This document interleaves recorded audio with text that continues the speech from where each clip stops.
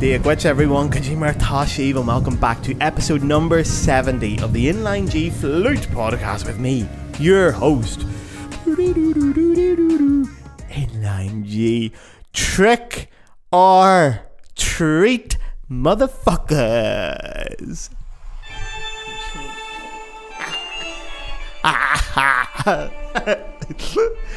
You weren't expecting to see me today, were you? On a Thursday of all days. The fuck. The rudeness of me to turn up on a Thursday. But it's not just any Thursday, is it? My fucking dear loyal disciples, my followers, it's not any Thursday. Today is the spookiest day of the year. It is Halloween. So you're getting a very special episode a day fucking early. Trick or treat. It's both, because the treat is you get to look at my gorgeous face once more, who would not get enough of this, and the trick is that this entire episode is filled with unverified myths and legends that I have very poorly fact-checked. I've fact-checked it so poorly, in fact, I could run for president of the United States next week, for fuck's sake. This is an old school episode, guys. It's an old school Inline G episode because I've got a load of shite talking to do about classical music and I got nothing but a cocktail to keep me between the hedges. Keep me on the straight and narrow to make sure I don't go up, keep her straight between the hedges. So happy Halloween, my Liba, or should I say happy Samhain, my Celtic and pagan friends, because like most great things on this earth, Halloween is of course Irish. I love doing this, by the way. I love taking every single episode and trying to find some kind of fucking thread to pull back to end up in Ireland. To be honest, a lot of the times I just invent a thread and pull on it anyway, but you're getting it now. Halloween does end up in Ireland. It's got genuine Irish roots. So Halloween is a new term, okay? But it comes from the ancient Celtic tradition of Samhain. Samhain's not spelled like you think it is, unless you're Irish, in which case you know, but Samhain's spelled Samhain. It's Irish, it's not English. I'm sick of fucking Jimmy Fallon and Jimmy Kimmel interviewing Saoirse Ronan and going, oh my god, that's not how you say your name. It's so funny. It's not meant to be Sia or Sha.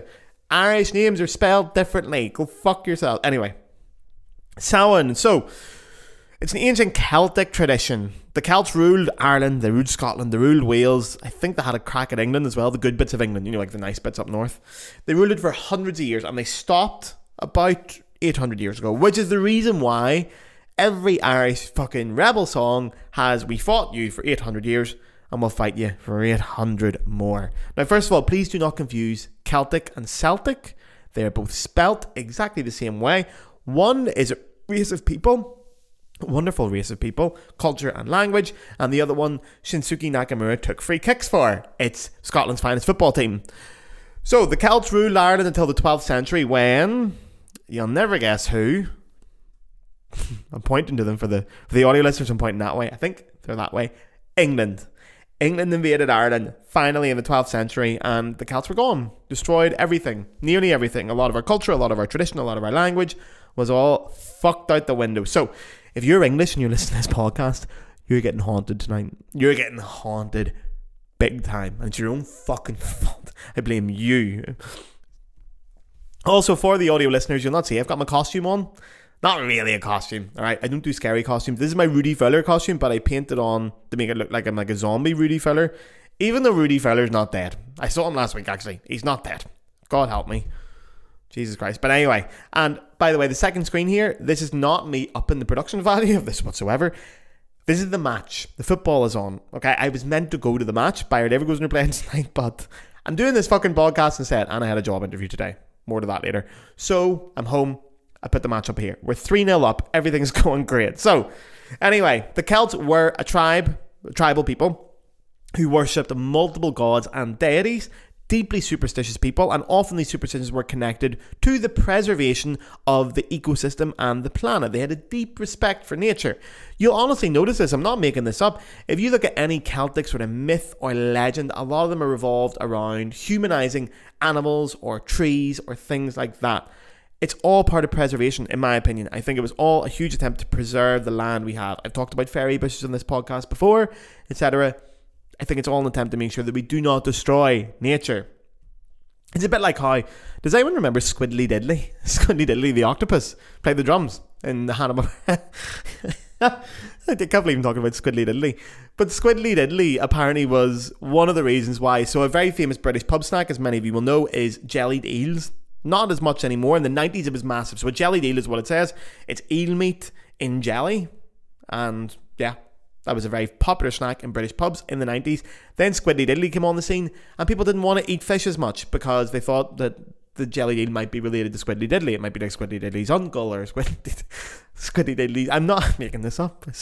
I swear to fuck, I'm telling the truth. But anyway, Squiddly Diddly the octopus, God help you, saving fish around the world. So anyway, Samhain, the ancient Celtic tradition. So Samhain, Halloween it's now called, but Samhain was celebrated by the Celts on the 1st of November. It always marked the end of the harvest and the beginning of the winter, and it was seen as the Celtic New Year. But most importantly, it was seen as the night of the year, where the realm between the living and the dead was at its thinnest. It was easy to cross over from both realms. So, Samhain was a very spiritually significant time. It was a time where the Celts could honour their dead and connect with your dead ancestors, as it thought at this night they could return to the earthly realm. So there's a lot of customs aimed at like appeasing spirits, leaving out food, for example. Irish people will still do this in Halloween. In certain areas, they will leave out food for the spirits in case they get a bit peckish. Now, that's also why you wear costumes.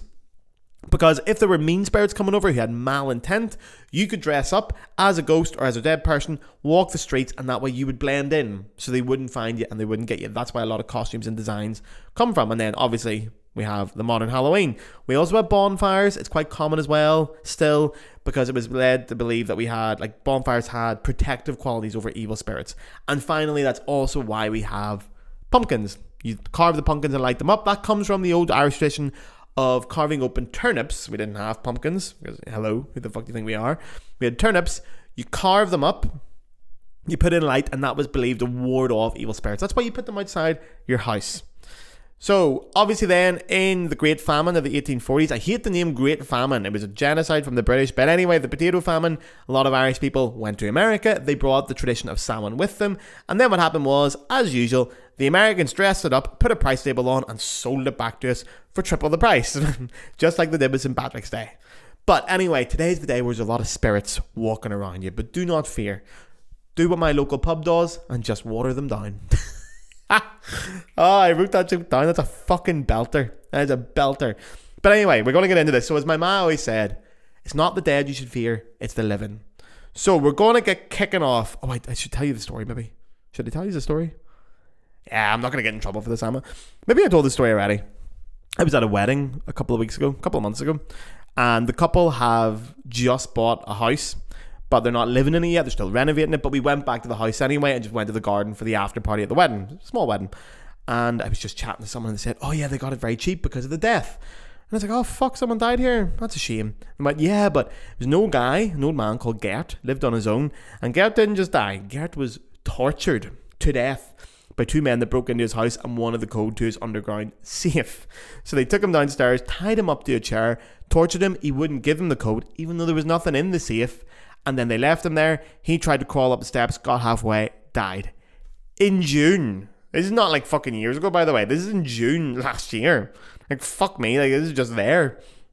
And the owners, they were like, oh, it's fine. Yeah, we got it nice and cheap. Sure, what's he going to do? He's dead now. Great, we got it cheap. And I was like, what are you going to do? You're going to appease the ghost? Excuse me. And like, there's no ghost guard. And I was like, you fucking... I had all the Germans spooked by the end of the night. Well, I was also very, very drunk. But I was saying, I was like, you guys have to go down and speak to the ghost. It's supposed to be living downstairs, obviously. You have to go down to be. I went down on my own several points throughout the night because we had to leave our coats there. And I went down, I was like, Gert, I'm here. I hope you're not offended. Sorry to hear what happened to you, big man, but there's going to be a lot of love in this house. Don't worry. Always appease the ghosts. I genuinely believe in ghosts, man. Genuinely is a strong word. I believe... I'm too cautious to not fuck with it. Yeah, so I would be careful. But anyway, I'm not the only classical musician who has superstitions. A lot of classical musicians are deeply superstitious, and with good reason. The arts in general is very superstitious. So I'm going to tell you a few of my favourite stories, some of my favourite superstitions and ghost stories from classical music today. Now, for example, you all know about MacBeth, also known as the Scottish play. A couple of you will even be clutching at your pearls as I said the name MacBeth there. But don't worry, we'll fix it soon. But nobody says, so that is the story around Macbeth, the Shakespeare play, is that you do not say the name Macbeth. Because in the play, there is actual, real witchcraft used, and it is believed that the name Macbeth is cursed, so we refer to it as the Scottish play. Now, with good reason, because when people called it Macbeth, there was a lot of weird accidents over the years in different theatres across the world, and when they refer to it as the Scottish play, those things don't happen. So it's stuck, and people still do this. Like, people still do this now. You'll not see Macbeth advertised at a theatre. I don't know what the crack is with the opera. I think the Verdi opera is okay, but the play, certainly not. The very, very first performance of Macbeth, the male lead who was playing Macbeth died in the performance, and they had to fucking wheel out Shakespeare himself to finish the play, apparently. Even when I was at college, when I studied at music college, my college was also a drama college, the Royal Welsh, and they put on the Scottish play. They didn't even call it Macbeth. Although, to be honest, a death in that show would have fucking brightened the place up. It was desperate. But anyway, so, before we move on, I've said Macbeth a lot of times. So to ward off evil spirits that come attached with saying the name Macbeth, you spit over your shoulder and you recite a line from Hamlet. Then you're clean. So, I'm going to have to fucking clean this up as well. To be or not to be, that is the question. Now, classical music has its very own version of Macbeth. A lot of these, by the way, there's a lot of weird shit going on. So, classical music's version is La Forza del Destino. Now, you're all familiar with La Forza, I hope, by Giuseppe Verdi. But before we get to that, regular listeners, I'm sorry to spring this on you, but guys, I need to make money, alright? These fucking wigs don't buy themselves. Regular listeners, skip ahead a minute or two. You know what's coming. If you're new around here and this is your first time, please hold on for just one moment. The Inline G podcast is free and always will be free. That is a guarantee. However, if you want to donate to the podcast, you can now do so through the Patreon. On the screen now is the address, and for the audio listeners, it is patreon.com/the Inline G Flute Podcast. It costs €5 per month, or whatever that is in your currency. And with that, you're genuinely keeping this podcast alive. I make a podcast episode every single Friday. This is the first time I haven't made one, but it's a day early. So every single week you will get an episode, either solo or with a guest. It's all free. It's totally free. Every single part of it. So if you listen to a lot of episodes and you think, fuck, Gareth's doing great, I buy him a beer if I saw him in the pub at the end of the month to say thank you, do it virtually. Support the podcast virtually. This is the definition of a small independent podcast. I do fucking everything on my own. It's incredibly hard to grow. So what I like to do is having a patron or Patreon means that it generates a regular income for this podcast, and I can turn down other work, but most importantly, I can tell sponsors to go fuck themselves, because sponsors would not let me make episodes like this where I say bad words. So sponsors have made it very clear they will pay for the podcast, but I'm not allowed to say fuck, for example, during the podcast. And I'm not going to stop saying fuck. So if you guys support the podcast and you donate to it, that way I don't have to go to sponsors. I was very close to getting one last week, but I'm not going to. Alright?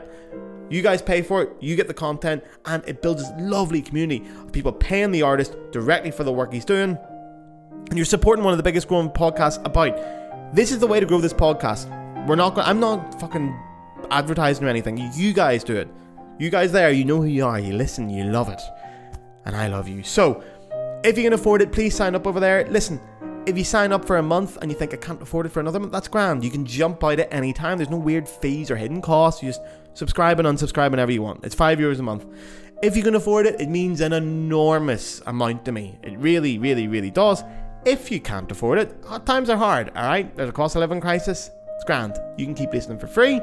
Someone else is paying so that you don't have to. Now, let's get back to La Forza del Destino. It's obviously an opera by Giuseppe Verdi. Anyone who doesn't know La Forza, you should learn it. I think the English translation is just The Force of Destiny. No, it was written way back in 1862. And it's fucking typically, dramatically Italian. It's so Italian. Everything about it is like fate or love or vengeance. Now, the general story is a guy called Don Alvaro. Don Alvaro falls in love with Leonora, and then the Marquis doesn't like them, and then Don Alvaro kills the Marquis, and Leonora runs away to a monastery to hide from them. They all have false identities, and their fucking brother gets involved, and he wants to shoot everybody, but everyone doesn't want to, and he's shooting people back. And then in the end, he obviously, spoiler alert, he obviously fucking dies. He stabs his fucking sister on the way out, so Leonora's fucking brown bread, and then Alvaro jumps in a river because he's so fucking sad, and he commit suicide, titty bread, brown bread, and everyone ends up dead. Alright? Italian. But the performance history is almost as fucking dramatic as the play, as the opera itself. So the first ever performance was delayed 9 months because the soprano came down with a mysterious... I'm going to play some creepy music for this. The soprano came down with a mysterious illness.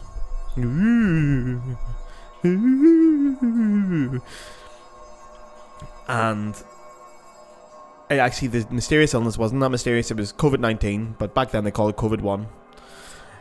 For a long time, theatres had accidents happening on stage during... Shh. I didn't think that was going to talk. La Forza del Destino, all kinds of weird shit happened during the performances. Weird stuff. So most famously, this is not even a scary story because this is on fucking YouTube, but in 1960, Leonard Warren died on stage at the Metropolitan Opera during the performances. Like the Met in New York. He died. And he actually started an aria called... The first words of it were Morir tremenda cosa, which means to die, a terrible thing. And then fucking... he didn't even make it to the end. He was brown bread. He died on stage after starting that opera. He actually had a brain hemorrhage, and that was it. Brown bread right there on stage. Dropped down like a bag of fucking potatoes. Hit the deck. Didn't make it to the end. Like, this is... people still believe this. Like, this story of... the story around La Forza being cursed. Really, people believe it. Like Pavarotti, for example, genuinely, if anyone ever said out loud La Forza del Destino, Pavarotti squeezed his bollocks. Literally squeezed his balls tight to say, like, I don't know, some way of like appeasing the spirits. So he grabbed his bollocks and squeezed them. Like, okay, well, yeah, squeezed. He doesn't squeeze them anymore. Obviously, he's fucking dead, like Pavarotti's brown bread, but he's not squeezing it. He's not squeezing his Italian 90s anymore. But it was apparently he didn't want to get hexed, which is the main thing. So, although I don't know if anyone's familiar with hexing. There is a difference. That music is annoying as shit, by the way. Hexing. There is a difference between hexing and a curse, by the way. If anyone watches Derry Girls, you'll be very aware of this. If you don't watch Derry Girls, watch fucking Derry Girls. So, a hex, it kind of needs to be more personal. It needs to be aimed deliberately at bringing harm specifically to one person. So, the Forza del Destino has a curse, not a hex. But opera companies today are still afraid of it. They're still very careful about how they program it. They will change the name sometimes as well. They'll do an English translation if they can. And they're very careful. There's been all kinds of weird accidents too. People working on the set, lights falling down, etc., etc. It's cursed. So if you're ever asked to play La Forza del Destino, make sure you give your bollocks a wee squeeze. And if you don't have any bollocks, squeeze something. Squeeze someone else's bollocks. Go find a friend and squeeze their bollocks. Sure. You can squeeze mine. I'm not going to say that. If I say that in the podcast, I'm getting so much shit. I'm going to get cancelled. Finally, 70 episodes in, Inline G gets cancelled because he asked listeners to squeeze his testicles live on it. Tritone, or an augmented fourth, as we would call it. So it's called a tritone because the distance between the two notes is three. Oh, fuck it up. It's three tones. So, like, an example of a tritone would be, like, I don't know, B to F. So I'll play you one. B to F natural would be a tritone, wouldn't it? Yeah, or E sharp it would technically be.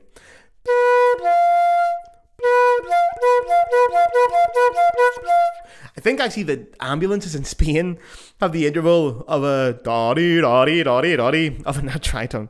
So anyway, that tritone, it used to be called the Diablos de Musica. It used to be the devil of music. Because apparently if you played that interval, you summoned the devil. Which, I mean, the devil can come around here. Come on in, big man. You know where the key is. Like, fuck's sake, the devil's around here every 3 times a week to my flat.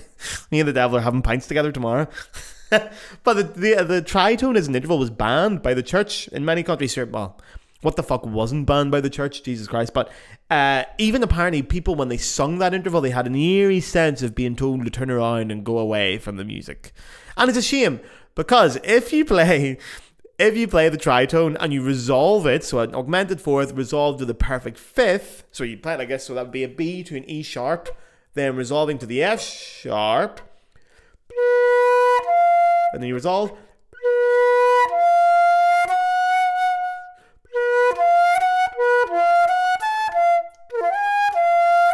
yeah, G sharp. So does anyone recognize that?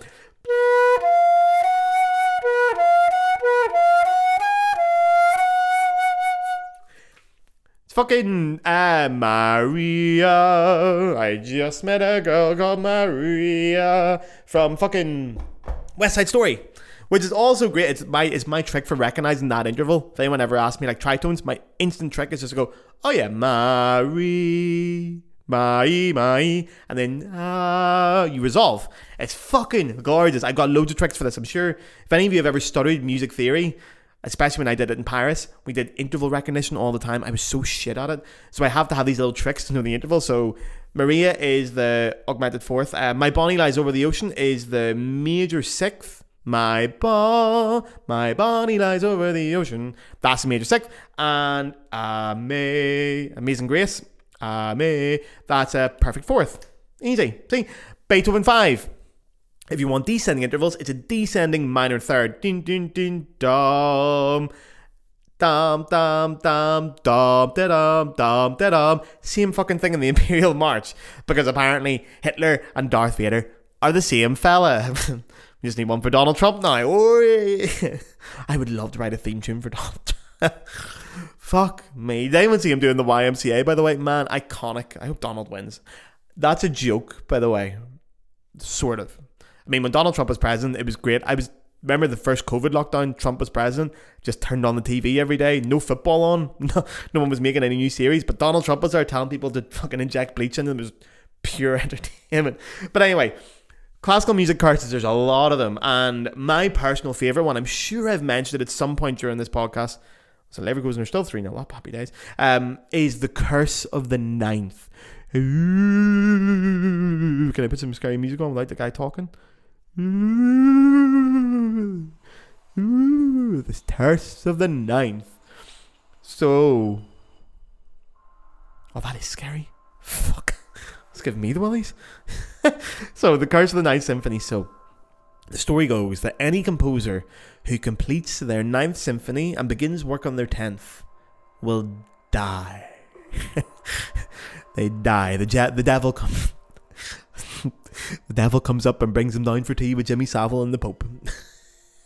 So the whole thing of Leverkusen 1-3-0. Sorry, right, I'm gonna turn that off. The whole thing begins. Sorry, not spooky. The whole thing begins with Beethoven. I'm not gonna talk like that the whole way, but Beethoven died after his 9th symphony, and we all know Beethoven 9, one of the most epic, famous symphonies of all time. So he started work on his 10th. A couple of people have actually tried to finish it and recreate it, and he died. Now, there's legitimate fuel to this theory. I believe in curses, lads, and this is one of them. So, for example, after Beethoven, another composer who died finishing their 9th and writing the 10th was Franz Schubert. He writes number 9, starts a wee bit on number 10, bang, dead. Next up, Anton Bruckner. Bruckner writes his 10th symphony, starts to write number 10, away to swim with the fishes. I don't think the mafia got him. I've always wanted to say that phrase. He's swimming with the fish, sleeping with the fishes. Fuck, swimming with the fishes, you'd be grand, wouldn't you? Fuck, he's sleeping with the fishes, boss. So he's sleeping with the fishes, dead. Antonin Dvorak, the great Czech composer, wrote a 9th symphony, dead. Mahler himself, so Gustav Mahler, obviously a lot later than these lads. He noticed this, and he was the one that really started to bring the idea of the superstition to the forefront. And he's a fucking sneaky rat, because Mahler, I really do not like Mahler's music. The only thing I like is that great flute solo in... Is it Mahler 9? Da-dee-da-da-do-dee-da-do-dee-da-do-dee-da-dim-dim. Da-dim-dim. Da-da-da-da-da-da-dim. Can I play it? Da-dee-da-da-do-dim. Begins in the D, doesn't it?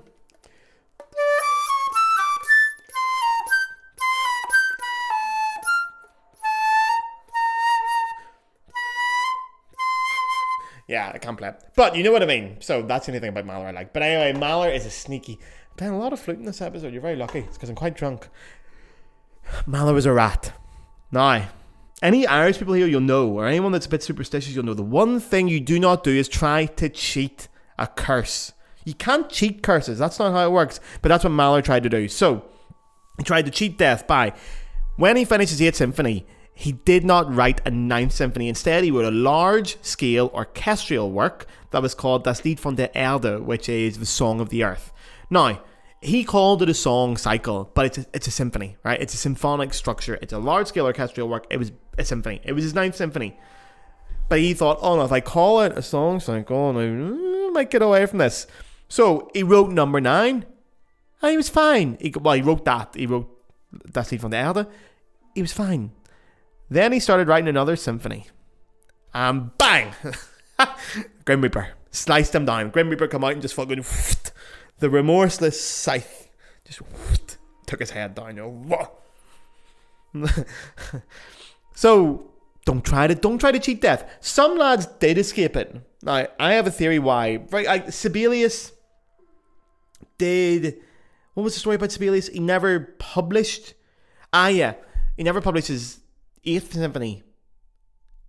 Never published the 8th, and nobody ever found it. He actually destroyed the manuscript that did exist of it, because apparently he felt like a lot of weird pressure about getting to number 9.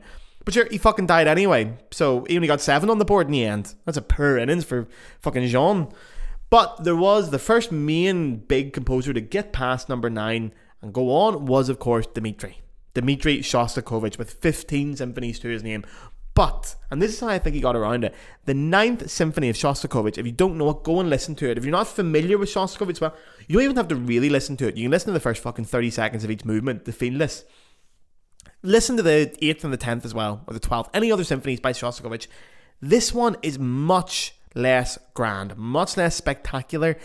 Shostakovich's 9th is it's not very often played in comparison to the others, because it's much more like neoclassical, a bit chill, a bit relaxed, a bit like Prokofiev's classical symphony. It's not as dark and rich and epic as any of his other symphonies. And I think that's what he did. I think that was a conscious decision to make sure that as a marker of respect to the curse and to death, he would continue writing, but he would give it its space. Because most 9th symphonies are epic monsters of symphonies. They're huge. They're often in minor keys. They're monsters. And I think that's how you get around it. You respect the curse. And then obviously he got to number 10. He stuck the fucking gas back on the way he went. So there you are.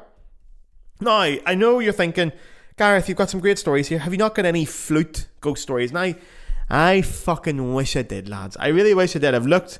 I mean, Julius Baker's Vibrato sounds like a ghost trying to hold a salmon. Also, that joke, fuck, I asked ChatGPT to finish that joke. I said, Julius Baker's vibrato sounds like a ghost trying to hold. And then I said, finish that for me. And it's fucking ChatGPT came back and said, Julius Baker's vibrato is so wide, it sounds like a ghost trying to hold a long note, but getting scared halfway through. Which is actually fucking funny. That's fucking funny. I'm going to use that. And then I thought, maybe I'll ask. So I asked ChatGPT what kind of things would make you go, whoa, whoa, whoa, whoa, whoa, and then you drop it. Something trying to hold on to, and then you go, whoa, whoa. Like I'm in a fucking Laurel and Hardy sketch. And the answers it gave me was number 1, smartphones. Number 2, cups or glasses. Number 3, musical instruments such as a flute. And I thought, you sneaky fucking cunt. You know rightly, ChatGPT's learning. I'm just not going to charge it up. And number 4, children. As if anyone's ever held a child and went, whoa, whoa. So good. I actually had a fight with ChatGPT. Do you want to hear my fight? I fell out with ChatGPT yesterday. Right, so I went on and said, give me some flute ghost stories, right? And it gave me a load of them, right? And it gave me one here about Der Freischutz, which is the opera by Weber, Carl Maria von Weber, big German famous composer. You all know Carl Maria von Weber, okay? But Der Freischutz is based on German like Gothic folklore and stuff like that. And there's something about it where he says, yeah, there's a tale that Carl Maria von Weber's flute was haunted. And apparently musicians would supposedly sense a presence or hear odd sounds around them if they weren't playing with absolute precision and respect for the score, especially the flute players. And I was like, fuck, this is great. And apparently the rumour was a spirit lingered around his flute. And then it gave me other ones, and I said, where'd you get the information about Weber's haunted flute? And it just says, the story of Carl Maria von Weber's haunted flute is more of a legend and likely a myth, stemming from blah, blah, blah, blah, blah.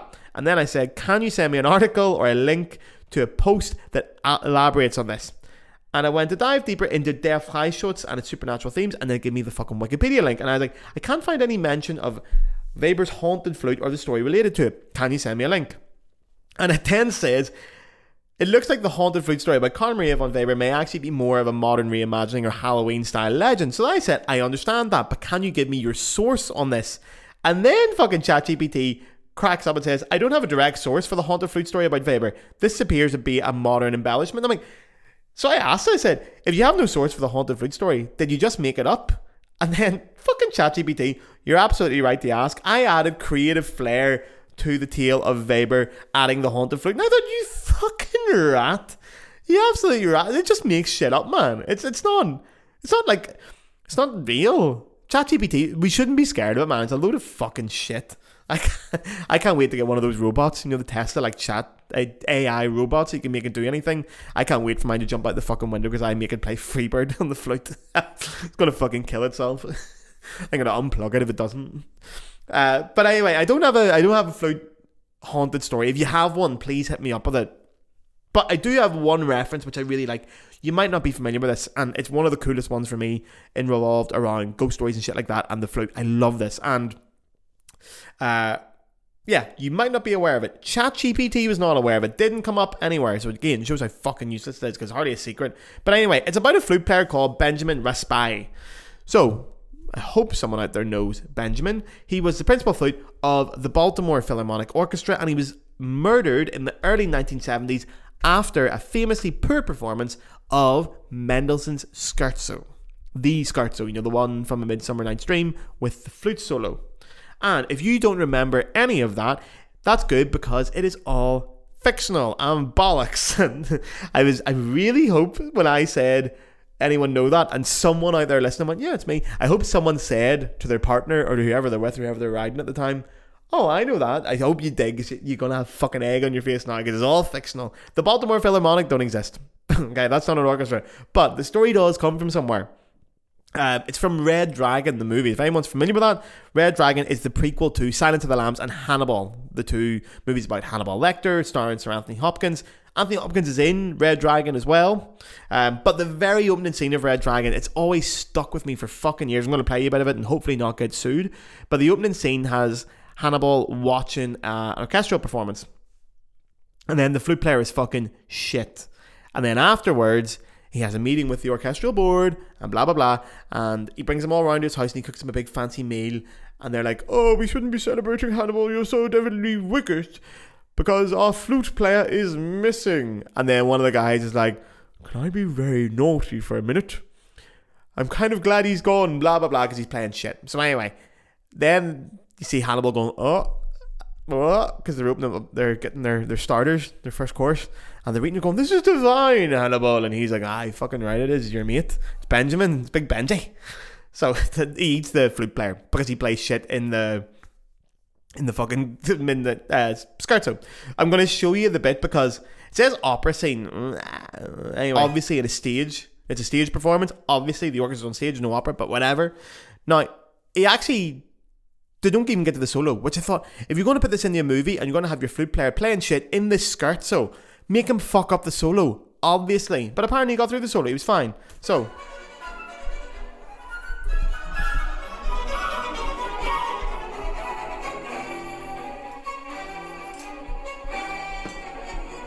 sounds alright.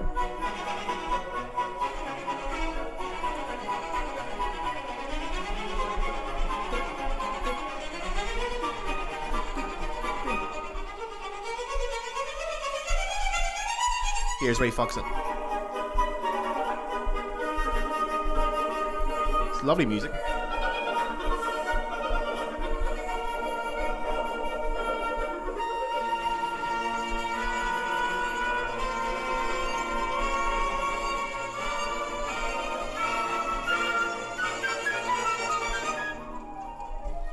I mean, it's not that bad. I mean, I've done worse myself. Like, I've definitely played a lot worse than that. He's a bit flat and he fucks the last note, and I don't think he deserves to get eaten for it. And I don't mean eaten as in like the fun way. I mean like the bad kind of eaten.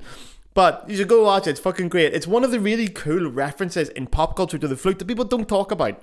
But they fucked it by not putting in that solo. So if anyone knows any flute ghost stories, hit me up with them. Now lads, I don't know how to ward off fictional cannibals, alright? But I do know a thing or two about staying safe from ghouls and ghosts today, alright? So, I'm going to leave you all with this. Ashwood, not the one from Pokemon. Ash is very strong against spirits. Carry it with you. I'm not fucking with you here, by the way. Carry a bit of ash. You'll be grand, okay? Go to your neighbours. If you're friendly with your neighbours and you don't live in the city. If I go to my neighbour, he might be shooting up heroin, so I'm not going to bother. I think my neighbour actually listens to this podcast. Not you, I mean the other neighbour. Go to your neighbours and offer them a soul cake. Now, a soul cake is just a biscuit, any biscuit or a cookie for you Americans. You offer them that. It's a mark of respect to the dead. You offer your neighbours it on Halloween. Keep you safe. And finally, carve up a turnip, not a pumpkin, and you'll be safe as fucking houses. And you know what? Finally as well, do a vibrato exercise every fucking once in a while. Not to scare off evil spirits, just because I know you're not practicing vibrato. I'm listening to you. You know, when I made the joke earlier about wobbly vibrato, you're thinking, fuck, is my vibrato wobbly? Yes, it is. Go practice vibrato. There's exercises for it. Do it. Right. Happy Halloween, motherfuckers. Have a lovely time. Don't be dead. Someone check in to make sure I'm not dead and MacBeth didn't get me. To be or not to be. Happy Halloween, motherfuckers. Happy Samhain. Smooches. Mwah, mwah, mwah, mwah.